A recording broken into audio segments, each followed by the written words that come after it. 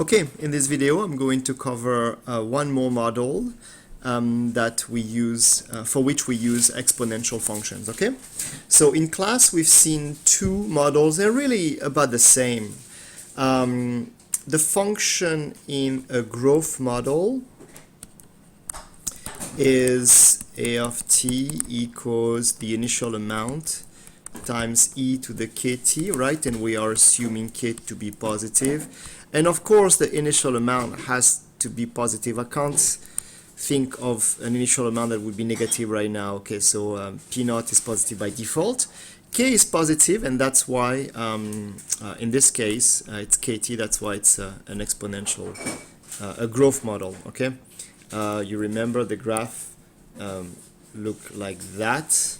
This point right here is 0 p naught, okay? And then we've also seen a decay model. In the decay model, that's decay model. You have a of t, because it really is very similar, right? P naught times e to the negative kt, all right? K is still positive, and of course by default p naught should be positive. The decay model looks like that, and the initial value right here is 0 p naught. And in both cases we said in class this doesn't make any sense. I don't need anything, it doesn't make any sense to look at negative time, because on the x-axis you have the time. The time can be measured in various units depending on the problem. Okay, we use growth model to model population increases, for example, but something doesn't really make sense here. Let's go over the population increase. So in the growth model, it's called exponential growth. These are the fastest types of function, okay? We've seen that at the beginning of studying exponential. Nothing grows faster than an exponential. So is it really realistic that a population would just increase really rapidly like that forever? No, it's not realistic, okay? Whatever population it is, you have outside factor that will limit the increase.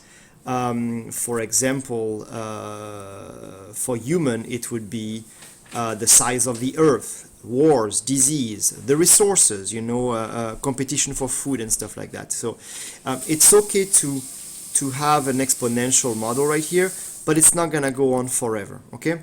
So what would happen usually with models like that, population models, you would have an exponential growth, and then due to outside factor it would plateau. Plateau means it would stabilize. Okay, you see it's like a plateau right here. It would plateau, and what you have is basically an asymptotes. Many outside factor, again, for population of a city, it would be the city boundary. There are many things, right? The job that would attract people. Anyway, it would be many factors that could limit the population. This right here, this limit is called the what is it called? The maximum sustainable population, okay? Population. Here you have your exponential growth right here. Exponential growth. So that's good, that's exponential. We know it has to be modeled by an exponential right here, exponential growth. And here, of course, you have your initial amount, okay? Initial amount. So these are really the characteristic of a logistical function. You have an initial amount, an exponential growth, and then the graph would plateau like that. Okay, so what does such a function look like in the expression? What does the expression of such a function look like? Okay, let me show you. So this is what we're going to be doing right now. We're going to be looking at this function, okay?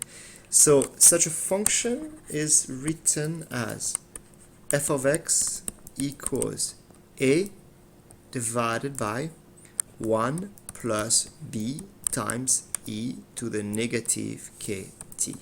Okay, this is called a logistic function. This is a logistic function. Okay, let's look at the property of this function. Let's first get the initial amount, so you know what it is, right? Initial, well, or you know how to find it rather. Initial amount. What do you do to find it? You have to set the time equal to 0. So what is f? Oh, look, girls, there's a slight mistake here. My variable is either t or x. I'm gonna call it t. Okay.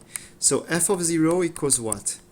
A divided by 1 plus b times e to the negative k times 0, right? Okay.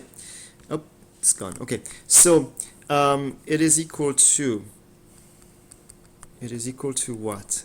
A divided by 1 plus b times e, negative k times 0 is 0. What is e to the 0? It's 1. So it is a divided by 1 plus b. This is your initial amount. Now, let's try to understand what happens to this function as the time increases. Okay, so basically what I want to do right now is look at this. I want to look at the function and I want to make my time grow to infinity. Okay, so I'm going to be looking at the limit. The limit of f of t as t approaches infinity. What's going on? So what is f of t?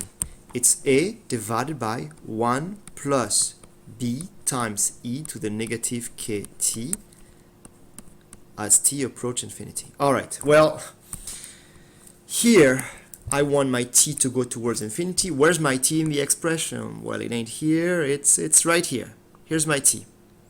So what happened when this piece right here, I'll start with that, approaches infinity? Okay, so let's take it slowly.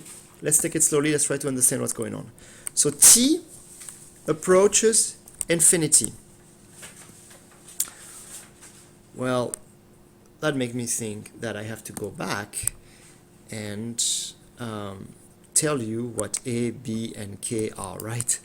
A, b, and k are all positive. Okay, they're all positive in the logistic function. All right, so let's pick it up. What's going on as t approaches infinity? What happened to k times t? If t approaches infinity, then actually let me use the if-then symbol. If t approaches infinity, then k times t. K is positive, right? So something positive times something that approaches infinity, that's going to go towards infinity, right? I mean, it's going to be growing larger and larger, right? Okay.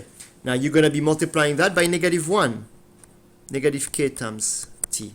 So where is that going to go? This is a quantity that grows larger and larger, and you multiply this quantity by -1. So it's going to grow smaller and smaller towards negative infinity. All right, so here's a trick. What's going on right now is that you're raising this right here. This becomes the exponent, e to the negative kt, okay? And where does it go? Question mark. All right, let's look at the graph. So this piece right here, we just mentioned here that this piece was approaching negative infinity, okay? This piece approaches negative infinity. Let's look at the graph of this function. Let's look at the graph of this function. So I'm going to be looking at y equals e to the x. You know what it looks like that. And my exponent, see the entire exponent right here approaches negative infinity. So what's going on? If the entire exponent approaches negative infinity, well, you're going to be right here, right? Okay, the limit of e to the x as x approaches negative infinity is 0. So I've answered my question. That piece right here, the whole thing, will approach 0. Okay, so now it's going to be much easier to finish the problem. Okay, so if you multiply if you multiply 0 by b, okay, b times e to the negative kt, well, this goes towards 0. This is a positive real number. If you multiply something that goes towards 0 by a positive number, you're going to be going towards 0, okay? 0 times something positive is 0. Now you're adding 1 to that. Alright, so let's look at it.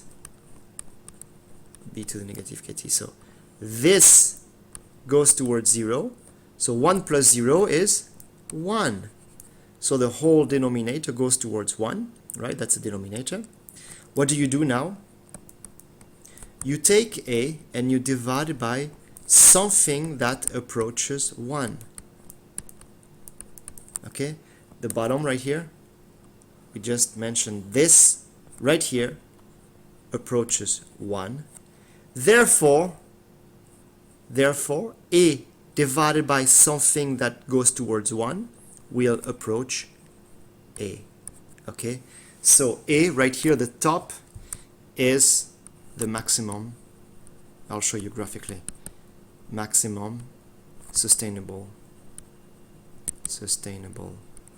population. Okay, so basically what you have is this. All right, so what is a logistic function? The logistic t right here. The logistic function looks like this right here, a divided by 1 plus b times e to the negative kt. Okay, and its graph will look like, let me go this way a little bit. I'm assuming that a is positive, b is positive, k is positive. Okay, we have to assume that, and the graph of such a function will look like this. Again, we're not interested in negative time. Okay, so here it's going to be the initial amount. We said that was a divided by 1 plus b. Okay, and the graph looks like this. Here's a logistic, an exponential increase, very, very quick, and then it will taper down and plateau. Okay, and this value right here, this right here is the limit, right? The value right here is the limit of f of t as t approaches infinity, and we said it was a. So this value right here is a. It's a horizontal asymptotes. Horizontal asymptotes. Okay? That's really all you need to know for a function like that. All right, that's it. The second thing I wanted to show you in this video is going to be very short. On the homework tomorrow, you will have to do some that you have to do in class. You will have to do some regression that involves, one involves log graph and the other one a logistic graph. Don't confuse them. So look, you will fill out your, let me move that down a little bit. You know how to fill out the list, right? Oh, actually, this is not the right size. Okay, so oh well. You know how to fill out the list, right? You fill out the list right here, okay? And when you have to do a logarithmic model, check it out. Look, if you go to calc and you go down to, where's logarithmic? Just read when you find logarithmic. That's ln is linear, right? Exponential regression, power regression. No, sorry. No, linear is right here, it's number 8. ln is the logarithmic graph, and the logistic graph is this one, logistic graph right here, okay? So we've done many regressions before. It's the same thing. You fill out your tables, okay? You fill out the tables, and then to find a function that goes through the set of points in L1 and L2, you will just play with some regression, okay? All right, I'm gonna stop right here. Good luck for tomorrow.